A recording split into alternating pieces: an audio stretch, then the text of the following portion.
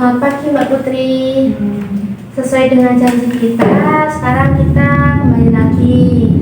Mbak Putri masih ingat dengan saya? Siapa coba? Baik, benar sekali ya Mbak. Bagaimana keadaan Mbak Putri sekarang? Nggak marah-marah. Sudah Mbak Putri sudah menerapkan teknik yang sudah kita pelajari kemarin? Sudah, baik. Apakah ada hal lain yang ingin Mbak Putri sampaikan setelah mengikuti beberapa latihan untuk mengelola rasa marah itu? Tidak ada.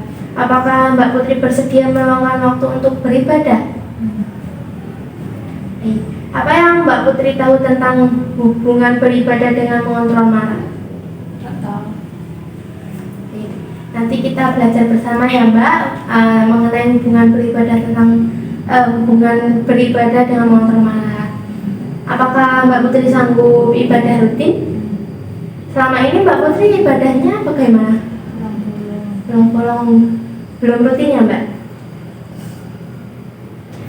Baik, bagaimana dengan latihan yang dilakukan kita sebelumnya? Ya, diterapkan. Mbak Putri setelah menerapkan latihan itu bagaimana perasaan Mbak Putri? Jauh lebih tenang mungkin atau bagaimana? Ya, tenang. Baik. Mbak Putri, apa mau Mbak Putri mengontrol marah dengan beribadah? Baik.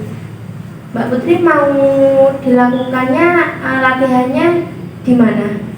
Di musola ya, di sini nggak apa-apa. Di sini tidak apa-apa ya Mbak. Untuk waktunya 15 menit cukup? Cukup. Baik, kalau gitu kita akan melakukan di sini 15 menit ya Mbak. Mbak Putri bersedia? Baik, kita mulai ya Mbak. Jadi sekarang kita akan mengontrol marah dengan beribadah. Kalau marah sudah dapat dikontrol dengan verbal, maka dapat ditambah dengan berdoa agar diberi kesembuhan. Beribadah dapat lebih mengontrol marah. Tuh. Nah, tujuannya ini untuk membantu mengontrol rasa marah Mbak Putri sesuai dengan keyakinan Mbak Putri. Harapannya, setelah beribadah, pikiran dan perasaan Mbak Putri akan lebih tenang, sehingga emosinya dapat lebih terkendali. Begitu ya Mbak? Hal yang perlu disiapkan yaitu diri Mbak Putri itu bisa tenang dan bisa merasa nyaman gitu. Untuk caranya coba Mbak Putri ceritakan kegiatan beribadah yang biasa Mbak Putri lakukan. Kalau pagi itu sholat subuh, kadang baca Quran, kadang enggak. Kalau siang tuh ya sholat zuhur. Udah. Baik, bagus sekali ya Mbak. Mbak Putri, kira-kira yang mana yang Mbak Putri mau nyoba? Gimana cobain kan udah siang ya luhur. Nah, kalau Mbak Putri sedang marah begitu, coba Mbak langsung duduk dan nafas dalam, tarik nafas dalam, tarik nafas, tahan, hembuskan, begitu ya Mbak, agar perasaan Mbak lebih tenang, begitu. Jika tidak reda, Mbak Putri bisa merebahkan badan agar rileks atau berwudu dan sholat. Mbak Putri juga bisa berdoa agar perasaan Mbak itu tenang, lega, begitu.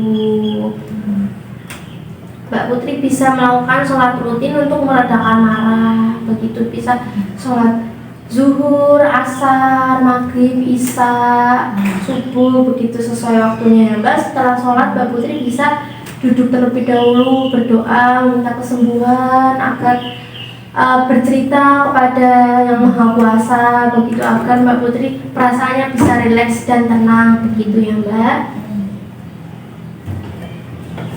Baik, Mbak Putri, coba Mbak Putri sebutkan sholat 5 waktu. Subuh, luhur, asar, maghrib, isya. Baik, bagus sekali. Mbak Putri, apakah bisa menyebutkan caranya? Bisa. Awal itu Al-Fatihah, surat pendek, rukuk, bangun lagi, sujud, duduk, bangun, Pelan-pelan saja Mbak Putri, jangan terburu-buru. Nah, kalau pertama itu takbiratul ihram, terus udah Al-Fatihah pendek, terus habis itu rukuk, berdiri lagi, sujud, duduk, sujud lagi, duduk, diulang sesuai rokaatnya, terus terakhir itu duduk salam-salam. Oh iya, baik. Sebelum melakukan sholat apa yang dilakukan terlebih dahulu, Mbak? Wudhu dulu. Baik, bagus sekali ya Mbak. Mbak Putri sudah bisa menyebutkan langkah-langkahnya, bisa menyebutkan caranya. Mbak Putri sudah bisa, bagus ya Mbak.